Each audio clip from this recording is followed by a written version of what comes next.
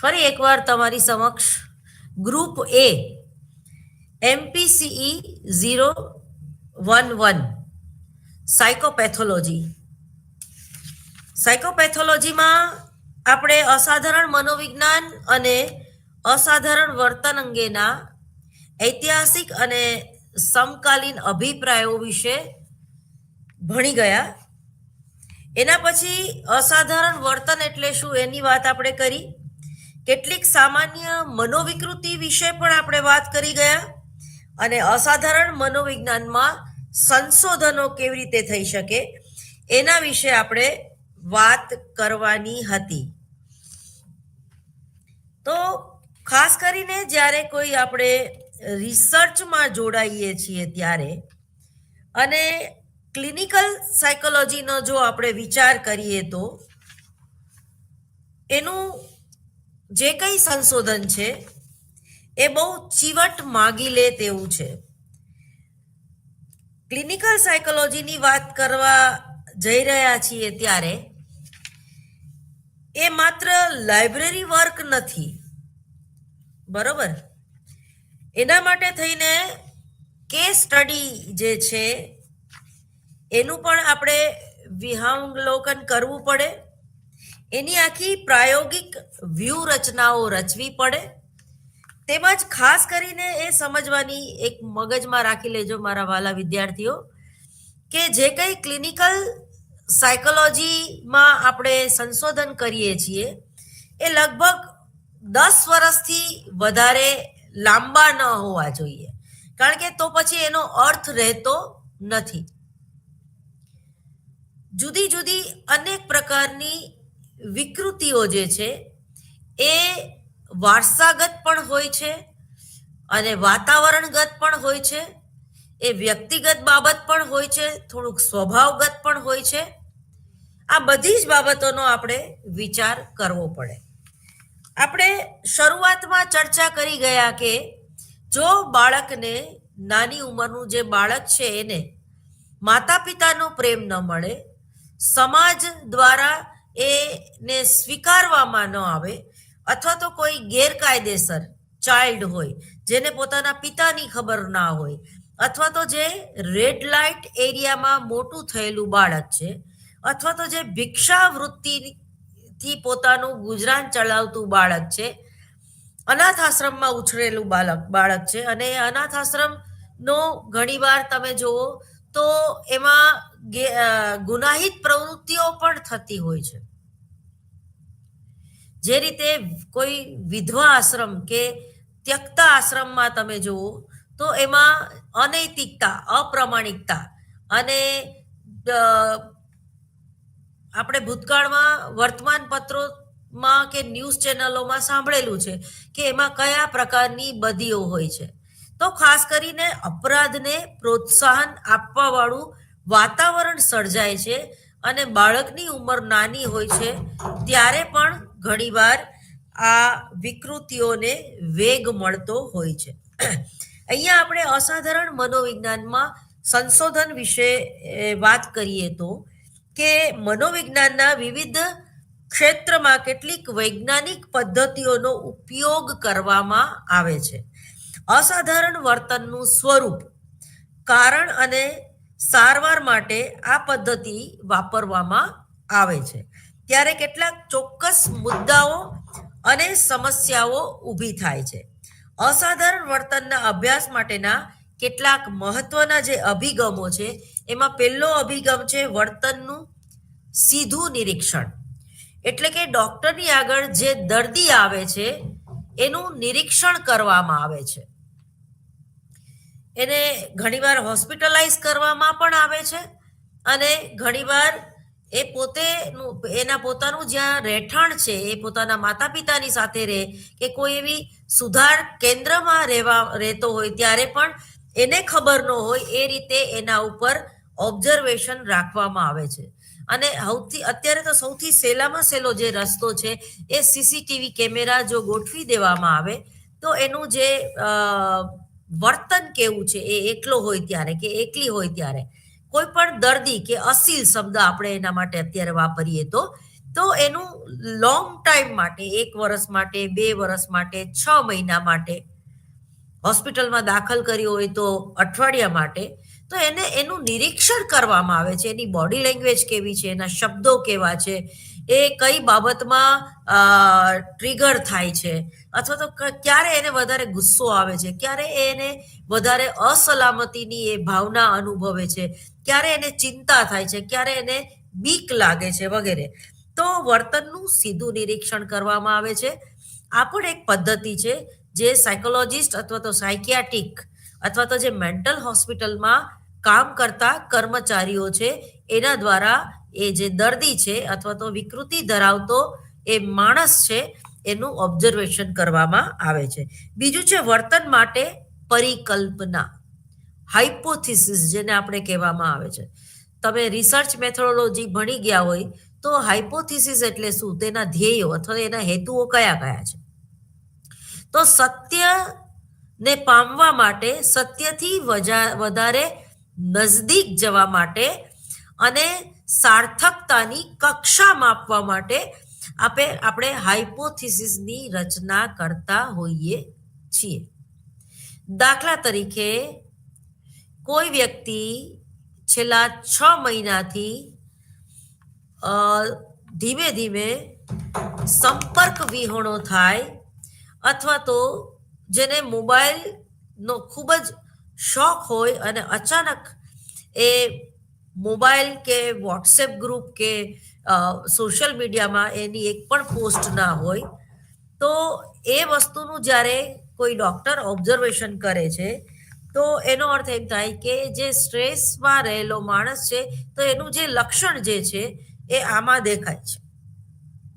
એ પોતે પોતાની જાતને એક રૂમમાં પૂરી રાખે છે, બને એટલું ઓછું બોલે છે પોતાના ઘરના સાથે, અને મિત્રો સાથે ઘણીવાર એ ડિસ્કનેક્ટ થઈ જાય છે. મિત્ર એને સામેથી ફોન કરે તો એ ફોનમાં પણ મૂડમાં ન હોય એવું ખબર પડી જાય છે મિત્રને, અથવા તો એ વાત બહુ કરતો નથી, અથવા તો ઘણીવાર તમારો ફોન રિસીવ કરવાનું જ બંધ કરી દે છે. એટલે ખાલી મમ્મી પપ્પાનો ફોન રિસીવ ન કરવો એવું નહીં, મિત્રો, શિક્ષકો કે પાડોશી, ટૂંકમાં એ ડિસ્કનેક્ટ થઈ જાય છે. માણસ જ ડિસ્કનેક્ટ થઈ જાય છે પોતાના કુટુંબથી, પોતાના સમાજથી, પોતાના સોશિયલ મીડિયા એટલે કે પોતાના મોબાઈલથી પણ. તો આ એક ખૂબ જ ગંભીર લક્ષણ છે. ડિપ્રેશનનું આ છેલ્લું સ્ટેજ હોઈ શકે, કારણ કે વ્યક્તિને ભરોસો જ નથી કોઈના ઉપર, અને દરેક વ્યક્તિને એ શંકાની નજરે જોવે છે કે ક્યાંક હું એને મારું ડિપ્રેશન કે મારી બીક કે હું અસલામતી અનુભવું છું, અથવા તો મારો જે કંઈ પ્રોબ્લેમ છે, મારી જે કંઈ સમસ્યા છે એને હું કહી દઈશ અને એ સમસ્યા મારી ઘટવાના બદલે વધી જશે તો, અથવા તો હું પાગલ છું, અથવા તો હું ડિપ્રેશન, તો એ વાત જે છે એ મારો મિત્ર લીક કરી દેશે તો, એને કોઈ એવી હૂંફ, એવો કોઈ કે એવી કોઈ સિક્યુરિટી નજરે નથી પડતી, અને બધાને એ શંકાની નજરે જોઈ રાખે છે. માટે પોતાના મનની વાત, પોતાનું ડિપ્રેશન, પોતાની હતાશા કે ચિંતા, પોતાનું દુઃખ એ જલ્દીથી કોઈને કહી શકતો નથી, અને એ એકાંતમાં સરી પડે છે અને એકલતામાં સરી પડે છે. એકાંતમાં સરી પડે એ તો ઇટ્સ ઓકે, એ તો તમારે કંઈક સર્જન કરવું હોય, તમે કંઈક સારી નાટકની સ્ક્રિપ્ટ લખતા હોય, કોઈ નવલકથા વાંચતા હોય, કે કંઈક નવું ક્રિએશન તમારે કરવું હોય તો પણ તમે એકાંત પ્રિય થઈ જાઓ છો, પણ એ પોઝિટિવ વેમાં હોય છે. પરંતુ એકલતા, તો એકલતા એ ખૂબ ભયાનક, જેને કહીને કે પરિસ્થિતિ છે, અને એકલતામાં જીવવું એટલે કે એ મરવા બરોબર છે. વ્યક્તિ એ સતત કોઈની હૂંફ કે કોઈનો પ્રેમ, કોઈની લાગણી, કોઈની સહાનુભૂતિ ન મળતા આવી વ્યક્તિ પણ ઘણીવાર સ્ટ્રેસ અનુભવતી હોય છે. તો વર્તન માટેની એક પરિકલ્પના કરવી પડે છે કે ફલાણા સમાજનું વર્તન આવું હશે કે આવું છે. દાખલા તરીકે આદિવાસી સમાજમાં સહકારની ભાવના જોવા મળતી નથી. એટલે આ જે છે એ શૂન્ય પરિકલ્પના કહેવાય. કારણ કે તમારે જો પોઝિટિવ વેમાં તારણો કે જેને કહેવાય કે રિઝલ્ટ જોતું હોય તો જે પરિકલ્પના હોય છે એ નેગેટિવ એનું વિધાન કરવામાં આવે છે. દાખલા તરીકે ગ્લોબલ વોર્મિંગને કારણે મૃત્યુઆંકમાં કોઈ વધારો જોવા મળતો નથી. ખરેખર આપણને ખબર છે કે મૃત્યુઆંકમાં વધારો જોવા મળે છે. આજના ગુજરાત સમાચારમાં વાંચો તો તમને ખ્યાલ આવશે કે દૂષિત વાયુ પ્રદૂષણને કારણે 1,60,000 લોકો મૃત્યુ પામ્યા ભારતમાં. તો આ આંકડો બહુ ચોંકાવનારો છે. તો આના ઉપર તમારે સંશોધન કરવું હોય કે ભાઈ દિલ્હી પણ વધારે પ્રદૂષણ પીડિત છે અને જે ઇન્ડસ્ટ્રીયલ એરિયા છે ગુજરાતના તો એમાં પણ પ્રદૂષણ વધારે જોવા મળે છે. તો એનું તમારે કમ્પેરિઝન સ્ટડી કરવું હોય, તુલનાત્મક અભ્યાસ કરવો હોય ત્યારે પણ તમારે એ પરિકલ્પના એ હાઇપોથિસિસની રચના જે છે એને શૂન્ય પરિકલ્પના કહેવાય. બરોબર કે જે તમે જોવો છો, જે તમે અનુભવો છો અથવા તો ભૂતકાળના પૂર્વ સંશોધનો છે એ કહે છે કે ગ્લોબલ વોર્મિંગને હિસાબે મૃત્યુઆંક વધી રહ્યો છે. લોકોમાં રોગ પ્રતિકારક શક્તિ પેલા કરતા ઓછી જોવા મળે છે. કોરોના બાદ ઇન્જેક્શન જે આપણે લીધા કોરોના સામે ફાઇટ લડવા માટે, તો એ ઇન્જેક્શન જે છે કોવિડના જે ઇન્જેક્શન જે છે એટલે જેને કહેવાય કે રસી આપણે એ મુકાવી 2 વાર, ઘણાએ 3 વાર પણ મુકાવી છે. તો એ હાઈડોઝ થવાને કારણે પણ આજે 35 થી 45 વર્ષના યુવાનોને હાર્ટફેલ થવાથી એનું મૃત્યુ નિપજે છે. એ જીમ કરતા હોય, ચાલતા હોય, વક્તવ્ય આપતા હોય કે શેર બજાર ગબડી જવાને કારણે પોતે રોકાણ કર્યું છે આઘાતજનક અનુભવોને કારણે હોય, અને ઘણા લોકો તો ઊંઘમાં જ મૃત્યુ પામે છે. તો તમારામાં ઇમ્યુનિટી જ નથી રહી કોરોના પછી. એક સંશોધન એવું પણ છે.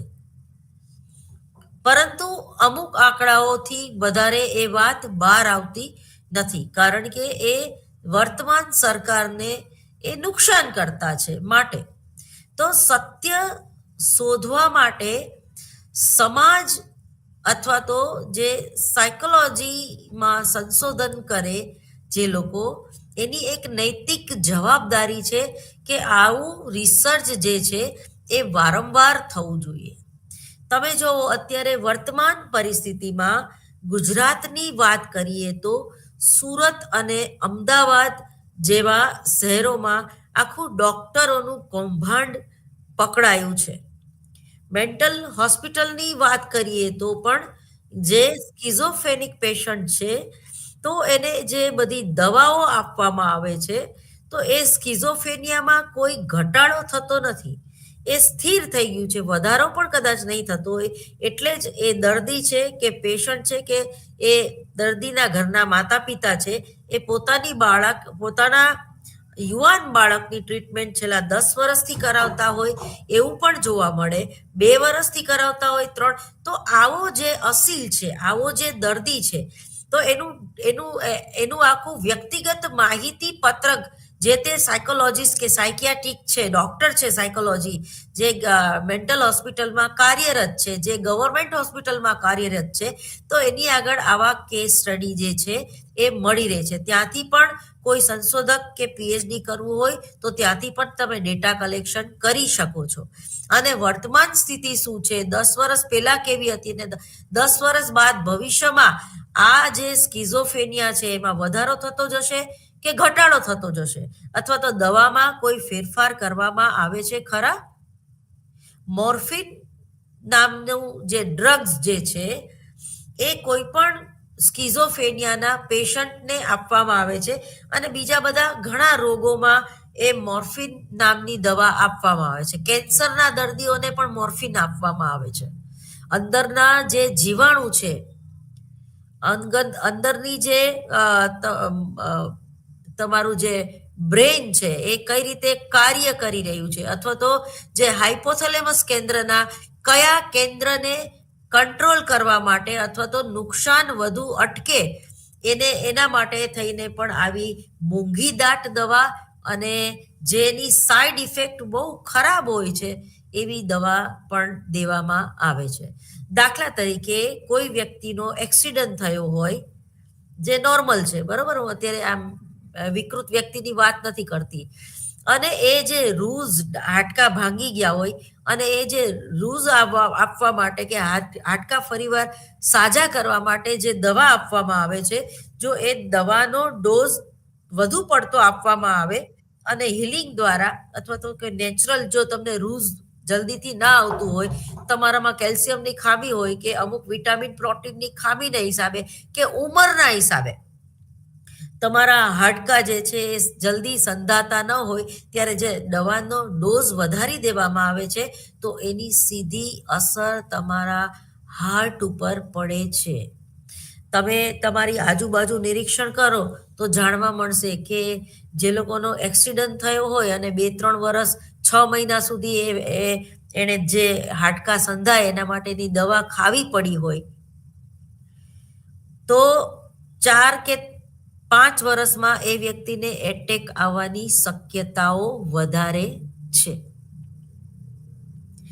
તો એ જ રીતે જે મેન્ટલ છે, જેને દવાની આદત પડી ગઈ છે, જે સ્ટ્રેસ પોતાનું ઘટાડવા માટે અથવા તો એ સ્ટ્રેસમાંથી બહાર નીકળવા માટે, નોર્મલ વ્યક્તિ જેવું જીવન જીવવા માટે 2 થી 3 વર્ષ આવી જુદી જુદી દવાઓ જ્યારે ખાધી હોય છે ડિપ્રેશન દૂર કરવા માટે, તો આવી વ્યક્તિને પણ સાઈડ ઇફેક્ટ થાય છે અને પછી ઘણીવાર એ દવાનો આદી થઈ જાય છે. એને દવા જે રીતે પાન, તમાકુ, બીડી, સિગરેટ પીવાની ટેવ પડી જાય છે, એ જ રીતે એ વ્યક્તિને એ દવા ખાય તો જ એ ખુશ રહી શકે છે, દવા ખાય તો જ એને ઊંઘ આવે છે, દવા ખાય તો જ એનું ચીડચીડિયાપણું છે અથવા તો બીજી કોઈ વ્યક્તિ સાથે વાત કરવાનું એને મન થાય.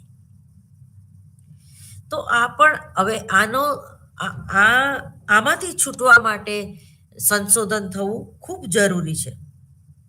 એટલે કે વર્તન માટેની પરિકલ્પના. એના પછી આપણે જો વાત કરીએ તો કે નિદર્શ અને સામાન્યકરણ. હવે નિદર્શ એટલે શું? સેમ્પલ. તમને અને મને મનોવિજ્ઞાન એટલે સાયકોલોજીની ટર્મિનોલોજી જો ખબર ના હોય તો પેપર લખવામાં પણ મુશ્કેલી થશે. તો નિદર્શ એટલે સેમ્પલ. કોઈ પણ દાખલા તરીકે તમારું બ્લડ ગ્રુપ એ છે, બી છે, કે એ પોઝિટિવ છે, કે બી પોઝિટિવ છે, કે ઓ પોઝિટિવ છે, કે ઓ એ બી નેગેટિવ છે, એ તમે થોડુંક તમારું બધું બ્લડ કાઢવાની જરૂર નથી, પણ થોડુંક બ્લડ ગ્રુપ તમે લેબોરેટરીમાં આપો તો તમને તરત જ ખબર પડી જાય છે કે ભાઈ તમારું ઓ પોઝિટિવ ગ્રુપ છે, તમે સર્વદાતા છો. તો એ જ રીતે નિદર્શ, કોઈ પણ સમાજ કેવો છે, કોઈ પણ સમાજમાં જુદા જુદા સમાજ કે જુદા જુદા જૂથમાં કયા પ્રકારની વિકૃતિઓ વધુ પ્રમાણમાં જોવા મળે છે.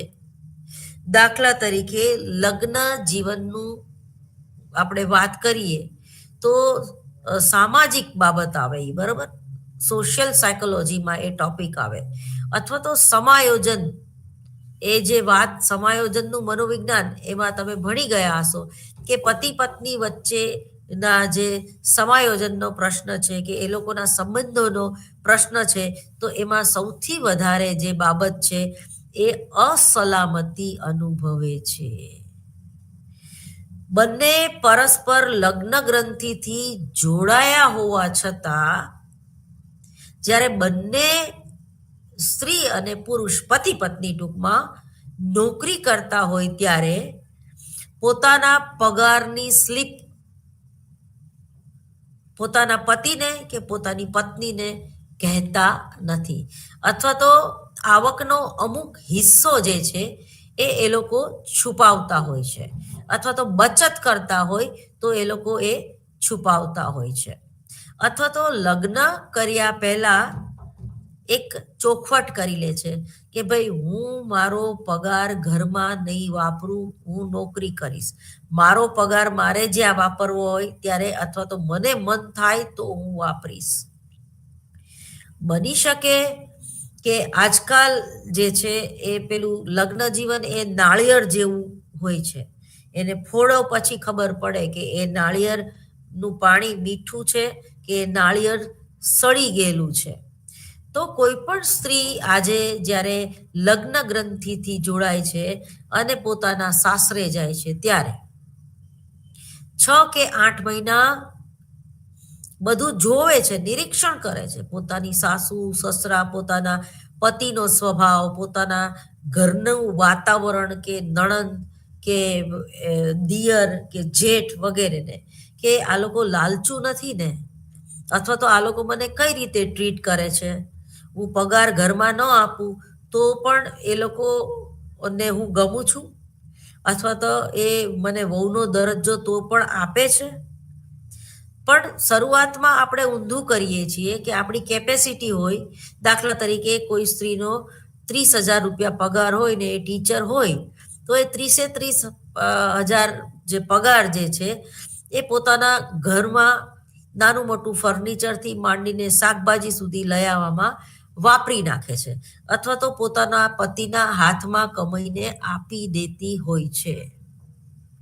અને આ પ્રોસેસ, આ પ્રક્રિયા 6 મહિના સુધી એ ચાલુ રાખે છે. એટલે 6 મહિનાનો પગાર, 1 મહિનાનો 30,000, તો 6 મહિનાના કેટલા?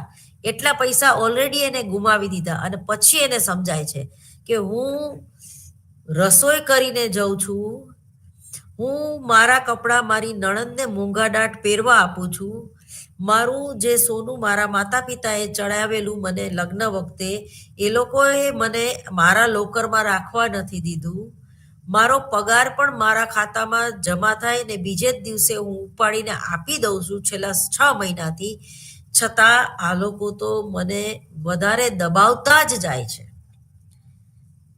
તો એ છોકરીએ 6 મહિનામાં સમજી જવું જોઈએ કે પોતે બહુ મોટી ભૂલ કરેલી છે. એની સાથે લગ્ન નથી કરવામાં આવ્યા, પણ એની નોકરી, એના પગાર સાથે લગ્ન કરવામાં આવ્યા છે. તો એનેથી ઊંધું કરો. પેલા 6 મહિના તમે રીતસર પહેલેથી લગ્ન કર્યા પહેલા જ કહી દો કે મને 6 મહિના હું જોઈશ અને પછી મને યોગ્ય લાગશે ને તો હું મારો પગાર છે. કારણ કે આપણા સમાજમાં આપણો જે સમાજ છે એ પુરુષ પ્રધાન સમાજ છે. પુરુષની જ એ નૈતિક જવાબદારી છે કે તમારું ભરણ પોષણ કરે. ભલે તમારે એનો દુરુપયોગ નથી કરવાનો, તમારો હસબન્ડ છે, તમારે એના કયામાં જ રહેવાનું છે, તમારા સંસ્કાર પ્રમાણે જ રહેવાનું છે તમારે એની હારે. પરંતુ જ્યારે આજે પૈસાની વાત આવે છે કે પગારની વાત આવે છે ત્યારે લગભગ મને એવું લાગે છે ત્યાં સુધી મારા સંશોધન પ્રમાણે 60-70% જે સ્ત્રીઓ છે એ ભલે 1 લાખ રૂપિયા કમાઈને લાવતી હોય કે 1.5 લાખ રૂપિયા લાવતી હોય, પરંતુ એ પોતાની અંગત બચત કરી શકતી નથી, અથવા તો પોતાના માટે એને ખર્ચ કરવો હોય, 5,000ની સાડી લેવી હોય તો પણ એને વિચાર કરવો પડે છે. અને છતાંય એ પોતાના પગારમાંથી જો 5,000ની સાડી લાવે તો એને નણંદ કે સાસુ કે પોતાના હસબન્ડનું મેણું સાંભળવું પડે છે કે 5,000ની સાડી પહેરીને કંઈ થોડું બેંકે આપણે નોકરી કરવા જવાય, 500ની બરોબર છે, પણ એને નક્કી કરવા દો, એ તમારા પગારમાંથી નથી લેતી ભાઈ. તો આ જે અન્ડરસ્ટેન્ડિંગ, કે આ જે સમાયોજન, કે આ જે વલણો આપણા, એ વલણો મેચ થાય છે કે નહીં સ્ત્રી અને પુરુષના, એ જોવાનું છે. અમુક સ્ત્રીઓ તો એટલી બધી, એને લાગણીશીલ તો હું નહીં કહું પણ મૂરખ કહીશ, કે એનો પતિ રોજ રાત્રે દારૂ પીને આવે, એના ઉપર બળાત્કાર કરે ટૂંકમાં, અથવા તો એને મારે, જુડે, અને એ જે સ્ત્રી છે બીજે દિવસે એનું મોઢું સૂજી ગયેલું હોય, એ બરફ લગાડીને એ પોતે નોકરી કરવા જાય, અને બપોરે આવે તો ઓલો એને એકદમ ગળગળો થઈને એની માફી માગે, એને પગે લાગે, હવે બીજી વાર આવું ક્યારેય નહીં થાય એવું કે, અને પાછું 2 જ દિવસ પછી એને એ વર્તન દારૂ પીધેલી અવસ્થામાં એ રિપીટ કરે છે. અને આ સ્ત્રી સહન કરે છે, અને એને કોઈ કાઉન્સલર મારા જેવા શિખામણ આપે ને કે તું શા માટે સહન કરસ, તું પોતે તો કમાસ, ના ના, એ મને પ્રેમ કરે છે, એ બહુ પોઝેસિવ છે. એમને એવું થયું કે મને મારા બોસની હારે કઈ વધારે એટેચમેન્ટ નથી ને એટલે એણે મને મારી હતી. આને મૂર્ખતા કહેવાય.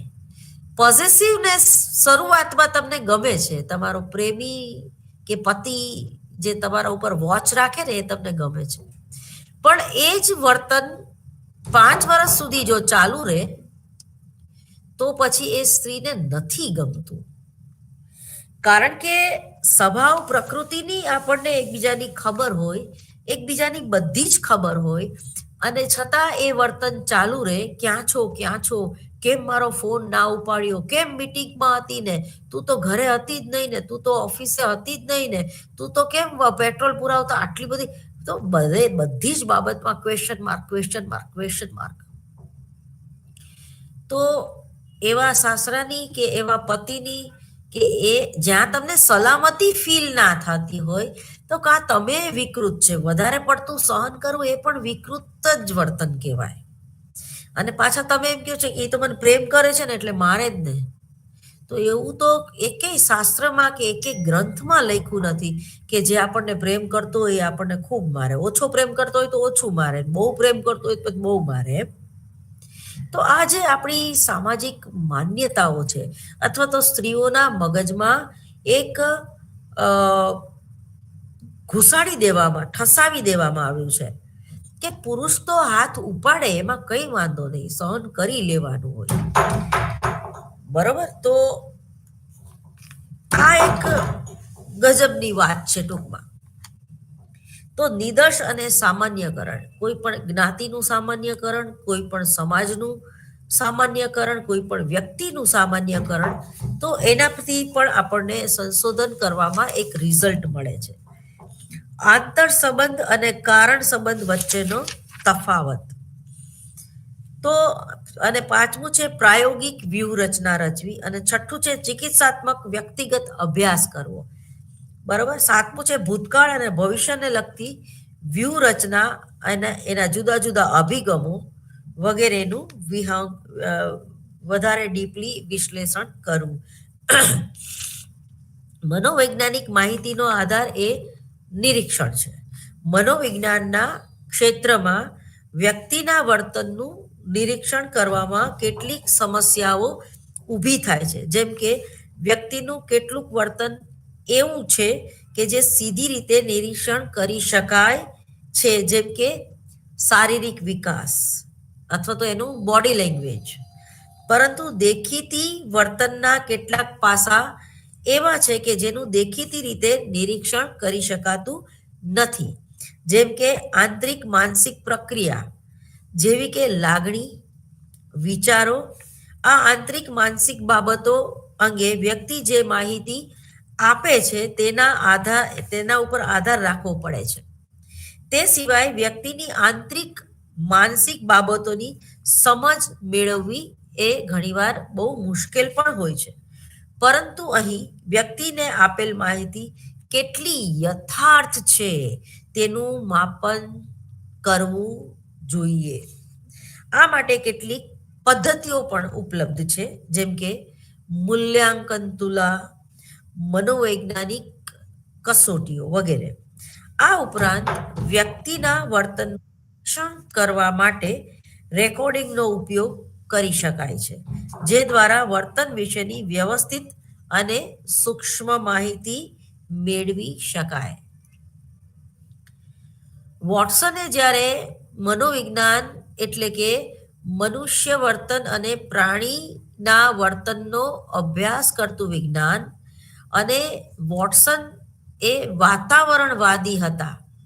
બરાબર? એને એમ કીધું તું એકદમ આવેગમાં આવીને કે મને તમે 1000 બાળકો આપો, તમે કયો એને હું એવું બનાવી દઈશ.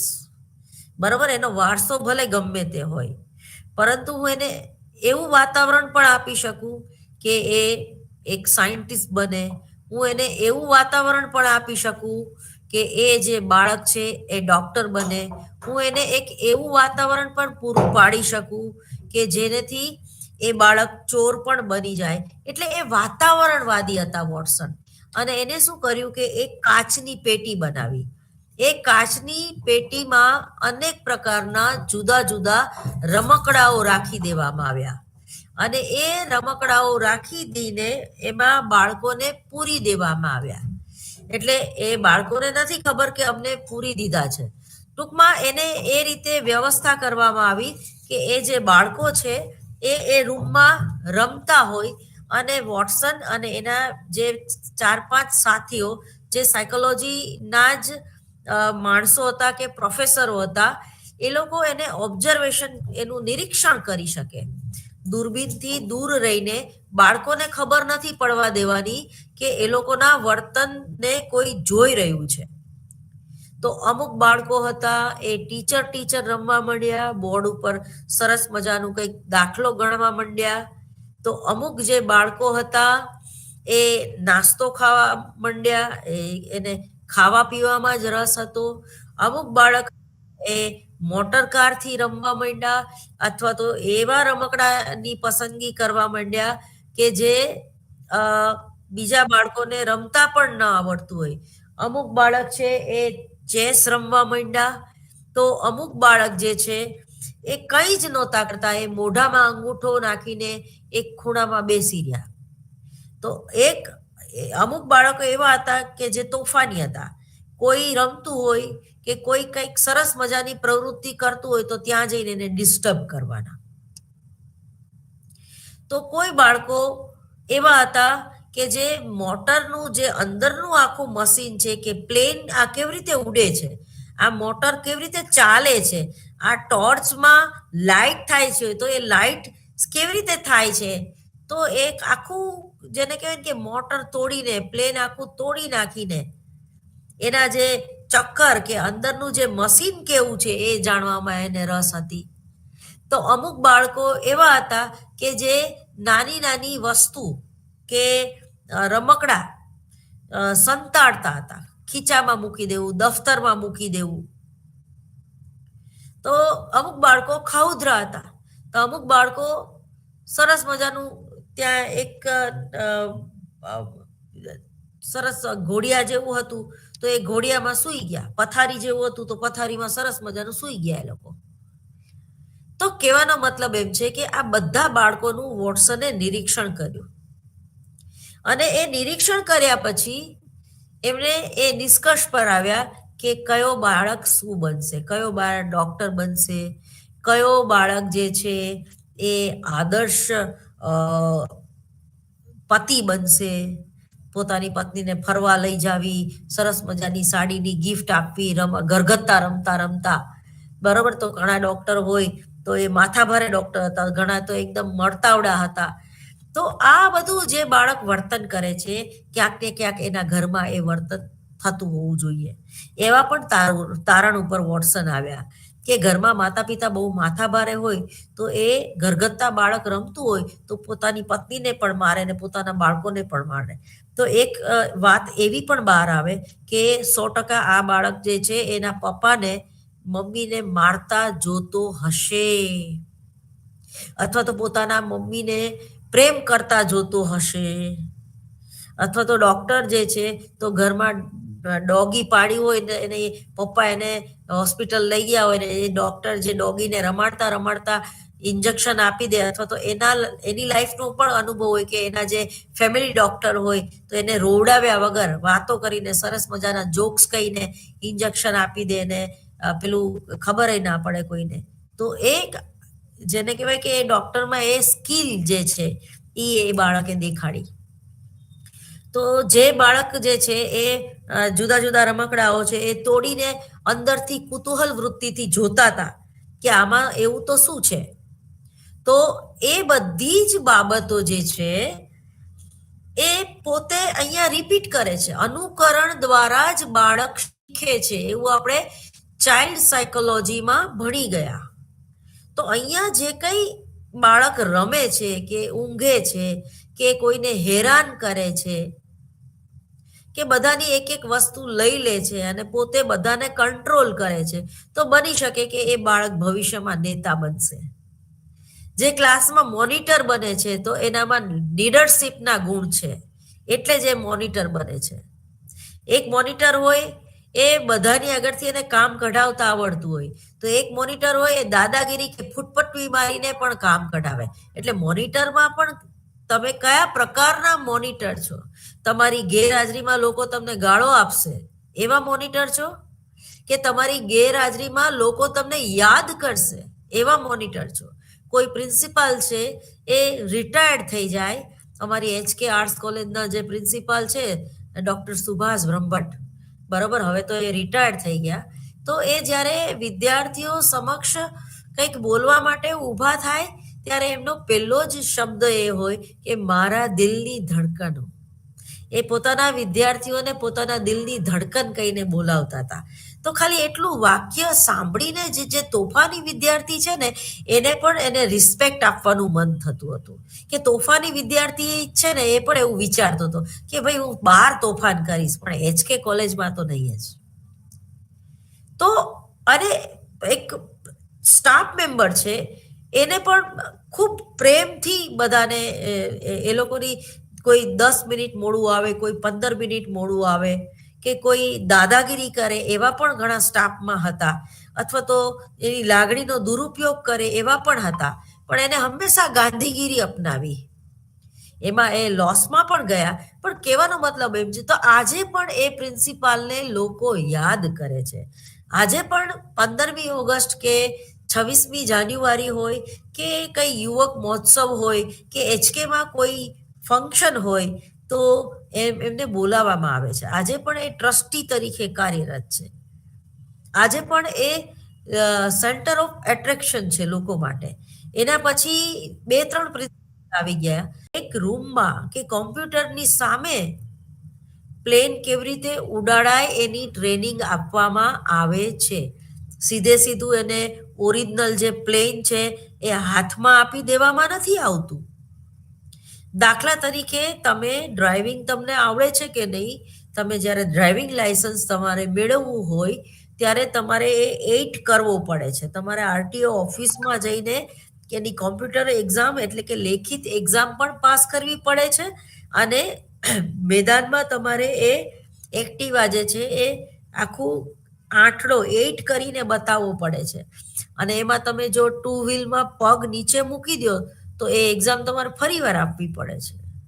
અથવા તો 4 વ્હીલમાં તમે યુટર્ન લેતા તમને ન આવડતું હોય, અથવા તો 8 કરતા ન આવડતું હોય, નાની જગ્યા હોય છે એમાંથી ખાલી વન વે જેવી, તો એમાંથી જો તમને પાસ થતા ન આવડે તો તમને ડ્રાઇવિંગ લાયસન્સ તમે મળવા પાત્ર નથી.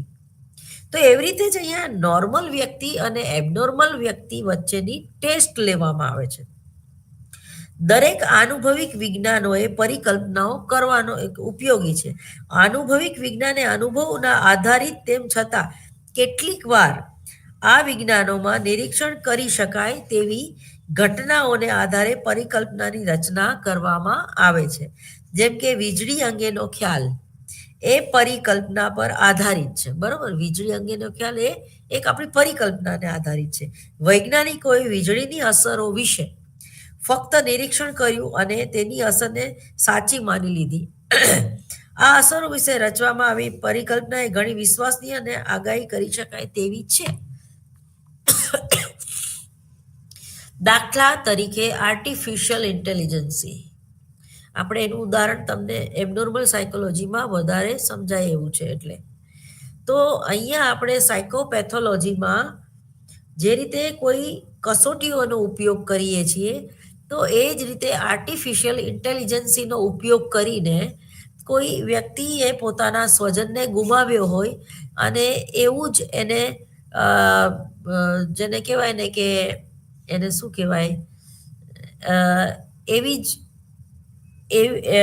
એવી જ પ્લાસ્ટિક બેબી બનાવી દેવામાં આવે અથવા તો એના હસબન્ડનું જે પ્રમાણે મોઢું હતું એ જ પ્રમાણે એ જે છે એ રોબોટ, હા, રોબોટ બનાવી દેવામાં આવે એને. તો એ જે આઘાતજનક અનુભવોને કારણે એ વ્યક્તિ કોઈ ફોબિયામાં આવી ગઈ, કોઈ વિકૃતિનો ભોગ બની, કે સિવિયર જેને કહેવાય એને એટેક આવ્યો, બ્રેન સ્ટ્રોક આવ્યો, અને એના હિસાબે એ ગાંડી થઈ ગઈ, એનું એ ગાંડ પણ દિવસે ને દિવસે વધી જતું. તો આર્ટિફિશિયલ ઇન્ટેલિજન્સીના ઉપયોગથી એના પતિના જેવું જ એને રોબોટ બનાવી દેવામાં આવે અને એ રોબોટ એને આપવામાં આવે, તો એ વ્યક્તિની વિકૃતિ દૂર થશે, એનું ડિપ્રેશન દૂર થશે. એ એમ કહેશે, એને એમ થશે કે ના, મારો હસબન્ડ મૃત્યુ નથી પામ્યો, અથવા તો મને એના જેવું જ કંઈક ઓપ્શન મળી ગયું, મારા પતિ જેવા હતા એના જ માઇન્ડ, એ રોબોટનું પણ એવું જ સ્વભાવ છે, એનું પણ એવો જ સોફ્ટવેર એનામાં નાખવામાં આવે કે જે એના પતિનો અવાજ હતો, જે એ એની એ પ્રકારનું એનું વર્તન હતું ટૂંકમાં.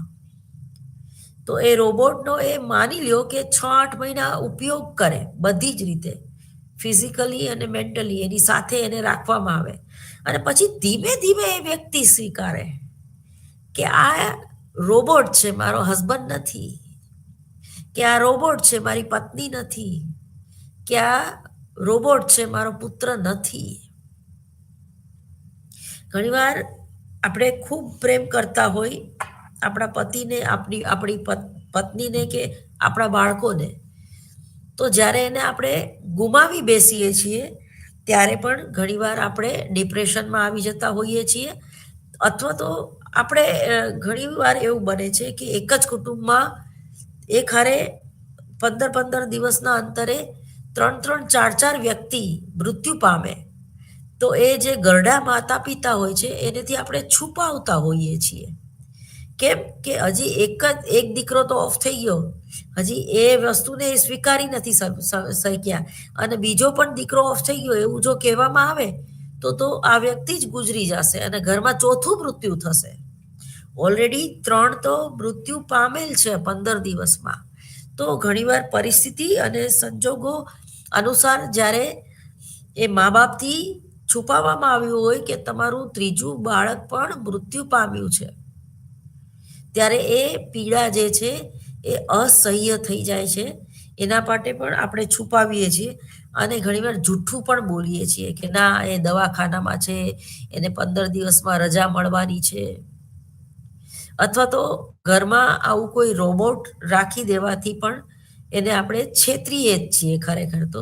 કારણ કે એવું ના કરવામાં આવે તો એ વ્યક્તિ એક સાથે આટલું બધું દુઃખ જે છે, આટલી બધી પીડા છે કે આઘાતજનક અનુભવો છે એ પચાવી શકશે નહીં. જ્યારે આપણે અન્ય લોકોને મળીએ છીએ ત્યારે તેના વર્તનને સમજવાનો પ્રયત્ન કરીએ છીએ. સામાજિક આંતર સંબંધોને માટે આ બાબત મહત્વની છે. જ્યારે આપણે વ્યક્તિના વર્તનને અનિચ્છનીય બાબતોનું નિરીક્ષણ કરીએ છીએ ત્યારે તેઓ ક્યાંથી આવે છે તે વિશે જાણવાનો અને સમજવાનો પ્રયત્ન પણ કરીએ છીએ. દાખલા તરીકે કોઈ હિન્દી ભાષી જે છે એ આપણા સ્ટાફ મેમ્બર તરીકે કામ કરે છે અને યુપીથી આવે છે કે બિહારથી આવે છે, અને એનું વર્તન આપણી હારે નોર્મલ નથી, અથવા તો કોઈ ગુજરાતી ને ગુજ્જુને એ એવું સમજે છે કે આને કંઈ ભાન નથી પડતી, અને ટૂંકમાં એ તમને બહુ હલકા માલે છે. ઠીક છે, હવે આ ક્લાર્ક છે બેંકમાં, મારી એને બહુ લાંબી બુદ્ધિ નથી એમ. એ રીતે જ્યારે તમારો બિહારથી આવેલો મેનેજર તમને ટ્રીટ કરે છે તો ત્યારે એ ભૂલ કરે છે. અથવા તો આપણે તરત જ પૂછીએ છીએ કે ભાઈ આ ક્યાંથી આવ્યો છે? ઠીક છે, બિહારથી આવેલો છે ને, બિહારવાળા આવા જોઈએ, અથવા તો હિન્દી ભાષી આવા જોઈએ, અથવા તો ગુજરાતી છે ને, ઓહો, ગુજરાતી તો આવા જોઈએ, મારવાડી હોય એ નહીં, ગોળીને પી જાય, એનું નામ ગુજરાતી, બરોબર, એ નફો જ જોવે. ઠીક, ગુજરાતી છે ને, શેર બજારનું કરે છે ને તો કરવા દે ભાઈ, એને શેર બજારમાં ખબર પડશે. તો ટૂંકમાં તમે ક્યાંથી આવો છો, કયા વિસ્તારમાંથી આવો છો, કયા વાતાવરણમાંથી આવો છો. કોઈ પણ ફોરેનર્સ જે છે એ અહીંયા આવી જાય અને ખાલી આપણી ટ્રાફિકની સમસ્યા જોવે ને તો પણ એ બિચારો અડધો ગાંડા જેવો થઈ જાય. એ ત્યાં કદાચ સારામાં સારું ડ્રાઇવિંગ કરી શકતા હોય ને એમાંય કદાચ બાઇક રેસર સારામાં સારું હોય ને તો અહીંયા ઇન્ડિયામાં એને ડ્રાઇવિંગ કરવું હોય ને તો એની હવા નીકળી જાય. બરોબર, એટલે એને કોઈ એમ કે ભાઈ તારે ઓલિમ્પિક ગેમમાં ભાગ લેવો છે તો પેલા એમ કે હા મારે લેવો છે, પછી એમ કે અહીંયા લંડનમાં નહીં હો, ત્યાં ભારતમાં. તો કે ના બાપા, ભારતમાં નથી લેવો. તો કહેવાનો મતલબ એમ છે કે તમે કયા વિસ્તારમાંથી આવો છો, કઈ માનસિકતા ધરાવો છો, એના ઉપરથી પણ એ વર્તનની પરિકલ્પના કરવામાં આવે છે. અસાધારણ વર્તન અંગેના મોટા ભાગની જે વ્યાખ્યાઓને સમજવી એ અઘરી છે. આ વ્યાખ્યાઓ ઘણી અનોખી અને અટપટી પણ છે. આપણું મન એ અનોખી બાબત પ્રત્યે ઝડપથી આકર્ષાઈ જાય છે અને તેને સમજવું આપણી જરૂરિયાત બની જતી હોય છે. વર્તન એ સાધારણ કે અસાધારણ હોય, પરંતુ એ ક્યારેય પોતાની સમજ જાતે આપી શકતું નથી. જો કોઈ પણ સલાહકાર જે છે ને તો એ સલાહ આપી શકે. દાખલા તરીકે તમારે ડ્રાઇવિંગ શીખવું છે તો તમારે ડ્રાઇવિંગ સીટ ઉપર બેસવું પડશે. તમારા બદલે બીજું કોઈ ડ્રાઇવિંગ સીટ ઉપર બેસીને તમને એમ સમજાવે કે આને ક્લચ કહેવાય ને, આને બ્રેક કહેવાય ને, જમણો પગ તમારી બ્રેક ઉપર હોવો જોઈએ, ડાબો પગ તમારી ક્લચ ઉપર હોવો જોઈએ, અને તમારું જે સ્ટેરિંગ છે અથવા તો જે આ પેલા ગેરમાં, બીજા ગેરમાં, આને ત્રીજો ગેર કહેવાય, આને ચોથો ગેર કહેવાય, એવું તમને હાથના ઈશારાથી કે બોડી લેંગ્વેજના ઈશારાથી પોતે ડ્રાઇવિંગ સીટ ઉપર બેસી જશે તો તમે ડ્રાઇવિંગ ક્યારેય નહીં શીખો. પરંતુ જ્યારે તમે 15 દિવસની ટ્રેનિંગ લેવા માટે જાઓ છો, ડ્રાઇવિંગ શીખવા માટે જાઓ છો ફોર વ્હીલનું, ત્યારે તમારે પોતાને જ એ ડ્રાઇવિંગ સીટ ઉપર બેસવું પડે છે. એ તમારી બાજુમાં બેસે છે. શરૂઆતમાં તમને બીકે લાગે કે લે સીધું હજી તો મને કાંઈ આવડતું નથી, ડ્રાઇવિંગ પકડાવી દીધું. પહેલાં તમને એક મૌખિક બધું કે ભાઈ આને સ્ટેરિંગ કહેવાય, કે આને ક્લચ કહેવાય, કે આને બ્રેક કહેવાય, કે આ રીતના બ્રેક મરાય, સીધી ન મરાય. બાકી અંદર જે મશીન હોય એનો ભૂકો થઈ જાય. પહેલા ગેરમાં લાવીને અથવા ન્યુટ્રલ કરીને બ્રેક મરાય, પછી રિવર્સમાં લઈ જવા માટે કેવી રીતે એનો ઉપયોગ કરો અને તમારું જે પેલું છે ક્યાં હોવું જોઈએ. તો પછી જ્યારે તમે એ કરો, દાખલા તરીકે કોઈ પણ મોબાઈલ સેમસંગનો હોય તો એની થોડાક એમાં ડિફરન્સ હોય. આઈફોન જે લોકોએ યુઝ કર્યો હોય એને તો એન્ડ્રોઈડ ફોન સમજવામાં જ બહુ વાર લાગે. કારણ કે અને જે લોકો એન્ડ્રોઈડથી ટેવાયેલા હોય એને આઈફોન બોરિંગ લાગે કે બહુ માથાકૂટ છે, વારંવાર આઈડી માગે રાખે છે, વારંવાર લોક થઈ જાય, શું કરવાનું. એટલે તમારી માનસિકતા કેવી છે એના ઉપર આધાર રાખે. અસાધારણ વર્તન અંગેની અટપટી રીતભાતને સમજવા માટે કેટલીક સ્પર્ધાત્મક પરિકલ્પનાઓ અસ્તિત્વ ધરાવે છે. વાસ્તવમાં આ પ્રકારની પરિકલ્પનાઓ એ વર્તનના અભિગમોને સમજવા માટે એકબીજા સાથે સંકળાયેલી છે. જેમ કે વ્યક્તિના અકારણ ભયને સમજવા માટે આપણે જૈવિક શારીરિક કારણો, બાળપણમાં થયેલા આઘાતજનક અનુભવો, માતા પિતાના ઉછેરની પદ્ધતિ, આ સર્વ બાબતોનો ઉપયોગ કરીએ છીએ. દાખલા તરીકે કોઈ વ્યક્તિ એ દિવસમાં 60થી 100 વાર પોતાનો હાથ ધ્રુજે છે. આને કારણે તેના હાથમાં લોહી નીકળવા લાગે છે. હાથમાં ઈજા થતી હોવા છતાં પણ વ્યક્તિ આ પ્રકારની ક્રિયા ચાલુ રાખે છે. આના સંદર્ભમાં અલગ અલગ અભિપ્રાયો ઊભા થાય છે. દાખલા તરીકે આઘાતજનક અનુભવમાં ડોક્ટર ફ્રોઈડે એવી વાત કરેલી કે ઘણીવાર એવું બને કે માતા પોતાના બાળકને પાણીના ટબમાં બેસાડીને નવડાવતી હોય. હવે એ બાળકને મજા પડી જાય છપછપિયા કરવાની, અને મમ્મીને એમ થાય કે આ ભલે ટબમાં બેઠો હોય એટલી વારમાં હું દાળનો વઘાર કરી આવું અથવા તો દૂધ ગરમ કરી આવું. અને બાળકને તમને ખબર છે, એને નવડાવો ને પછી બહુ સરસ ઊંઘ આવી જતી હોય છે. હવે એને ટબમાં જ ઊંઘ આવી ગઈ અને એ બાળક પડી ગયું ટબમાં.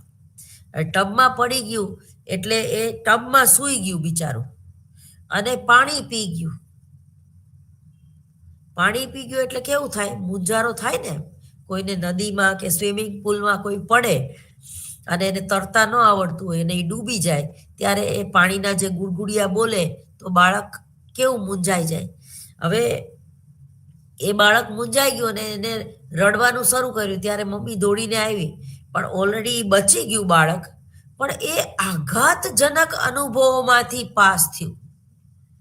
એટલે હવે આ બાળક જે છે એ જ્યારે 3-4 વર્ષનું થાય કે 8 વર્ષનું થાય અને તમે એને સ્વિમિંગ ક્લાસ જોઈન કરાવો તો એ બાળક બી જશે, એને નહીં મજા આવે, ના મારે સ્વિમિંગ શીખવું જ નથી. કેમ? એ અનકોન્શિયસ માઇન્ડમાં એ ટબમાં પાણી પી ગયું હતું એ વસ્તુ એને, એ ભલે આમ યાદ નથી એને, પણ અજ્ઞાત મનમાં એ વસ્તુ, પાણીનો ડર ક્યાંક એને સતાવે છે અને એ પાણીનો ડર કાઢવો જોઈએ. એ જ રીતે ઊંચી જગ્યાનો, તમે ઉપર અગાસી ઉપર ચડ્યા હોય અને પાછળથી તમને બીવરાવવામાં આવે અથવા તો અગાસીમાંથી તમને આમ ઊંધા માથે લટકાડવામાં આવ્યા હોય, તમે 3 વર્ષના હોય ત્યારે, તો એ બાળક હંમેશા આમ અગાસી ઉપર જતા અને આમ નીચે જોતા ડરશે. કેમ? કારણ કે એને એવી કોઈ મસ્તી કરી હતી એની હારે. ઘણા એવા માતા પિતા કે પાડોશીઓ કે સગાવાલા હોય છે, પર પીડન, એને હું વિકૃત જ કહું છું, કે આ રીતના બાળકોને હેરાન કરતા હોય છે.